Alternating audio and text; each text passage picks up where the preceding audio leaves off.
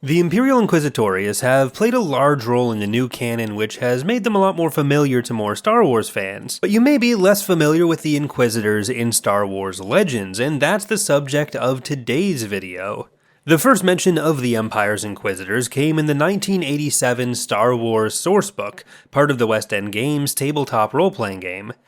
They got off to a pretty inauspicious start, given that the first and only thing we learn about the Inquisitors in that book is that the Grand Inquisitor, Ladinair Torben, was assassinated by an assassin droid who killed the flight crew of a shuttle, sending it careening into him. Over time, other sources expanded on the role of the Inquisitors, and characters associated with them began to appear more in stories.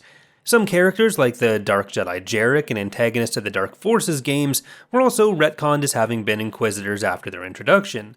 The Inquisitors as an organization fit under the umbrella of Imperial Intelligence, but rather than answering to the Imperial Ubictorate, a secret board including the Director of Intelligence, which oversaw other intelligence operations, the Inquisitors worked directly under Emperor Palpatine. In practice, this often means working more directly under Darth Vader as well. They operated at least partially on the authority of documents called Legal Authorization for Advanced Confinement, or LACDOCs, which were instituted by a High Inquisitor named Antonis Tremaine. These documents could be issued by various types of military and civilian officials, and they allowed Inquisitors to confine an individual indefinitely for the purposes of interrogation at the hands of the Inquisitors. It didn't require an individual to be charged with a crime, or even to be necessarily suspected of criminal activity in any official way, just essentially the suspicion that someday an Inquisitor may want to talk to them, which also means, at least by implication, that the time might never actually come where the Inquisitors would actually do that interrogation. They just kind of languished in prison. The primary responsibility of the Inquisitors involved hunting for any survivors of Order 66, so typically the issuance of LACDOCs was done to apprehend individuals suspected of a connection to the Jedi Order, or just of having potential Force powers. But given the broad authority that was granted by LACDOCs, this often extended to other individuals either believed to be a problem for the regime, people who were suspected rebel sympathizers, or just internal political rivals who didn't like this video and subscribed for more. One of the things which made the Inquisitors effective at hunting Jedi was that many of them were former Jedi themselves, especially in the early days of the Empire. This included several who were pulled from the Agricultural Corps. This was a branch of the Jedi Order where students who were considered either not powerful enough in the Force, or even just had behavioral issues which could prevent further training, were sent to live out on a farm. But this was living on a farm for real. It's not like when my parents said my dog went to live on a farm when I was a kid. The first Grand Inquisitor was an intelligent operative named Malaram, who was one of the few people present in the Jedi Temple after Order 66 in Operation Nightfall, so he was one of the few people to know that Anakin Skywalker was Darth Vader, although even Palpatine and Vader themselves weren't aware that he knew this. Among the other initial recruits was former Director of Information within the Republic Judicial Forces, Ladinair Torben. Many Jedi and Agricultural Corps members were captured in the aftermath of Order 66 and were brought in secret to Biss for indoctrination. This pool of potential recruits faced Darth Vader, who was in search of more candidates to join the Inquisitors. Each captive was given a staff to attack Vader with, all at once. One, Tremaine, was clever and agile enough to deactivate part of Vader's suit, impressing the Sith. Vader selected Tremaine and 3 others, Halmir, Lanu Pasik, and an Agricorps member named Gwelib Ap-Loof to join the Inquisitors, executing the rest of the captives. As the Inquisitors got more established, other potential recruits were tested by Imperial Intelligence before being passed to the Grand Inquisitor for further testing, and then final tests instituted by Palpatine personally. Like with most jobs, if you failed the interview process here, you were executed as a traitor. This was a tricky line to walk because you had to prove yourself powerful enough to be an asset, but not so powerful you could prove to be a threat to Palpatine. So once again, just like looking for a real job, if you were overqualified, you were also executed. This risk of execution would continue throughout your life as an Inquisitor, where failure or the wrong kind of success remained a one-way ticket out the airlock.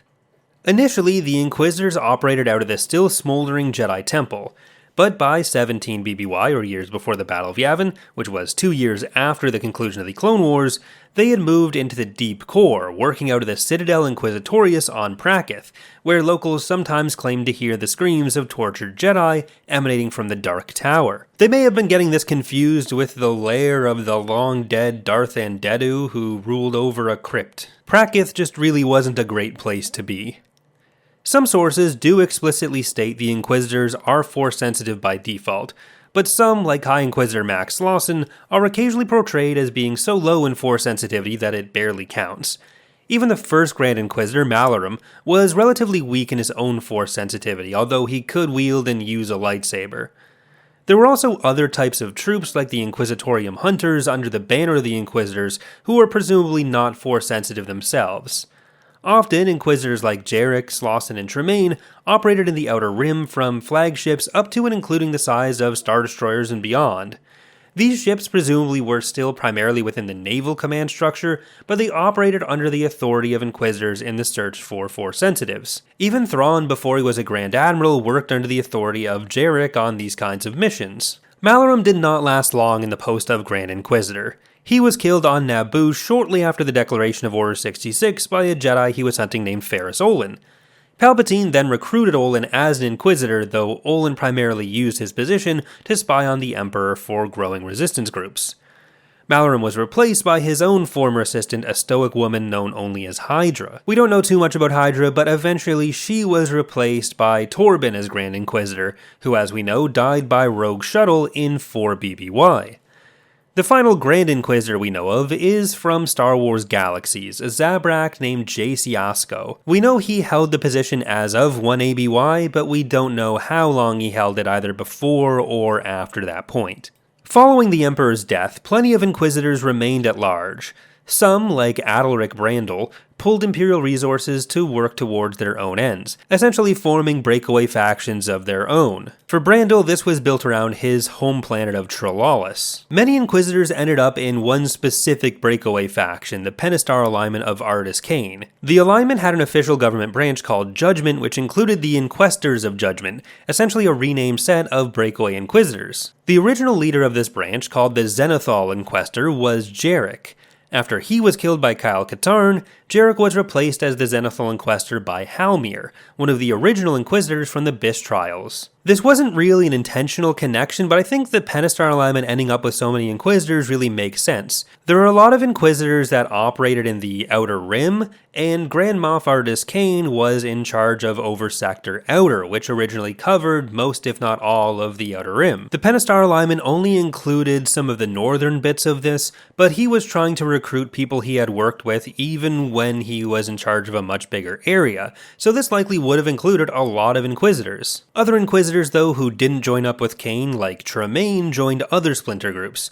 Tremaine in particular joined Lord Hethrear's Empire Reborn movement. Another handful of Inquisitors, like Gwelib ap Loof, managed to find their way back to their reborn master Palpatine on Biss. As Luke's Order and the New Republic grew stronger, the remaining influence of the Inquisitors grew weaker, and most tended to find new and exciting ways to die off as time went on, although not all known Inquisitors have confirmed deaths, and some may have survived quite a while into the post-Endor period, even the Yuuzhan Vong War. It's possible some joined the various Sith splinter branches that existed at this point as well, but that remains speculative, and that is going to do it for today's look at the Inquisitors of Star Wars Legends. This topic was suggested by Discord member Iron Inquisitor. If there's a topic you'd like to see covered in the future, let me know in the comments. Special thanks to Marmar for editing this video, and to the patrons and channel members who make this channel possible.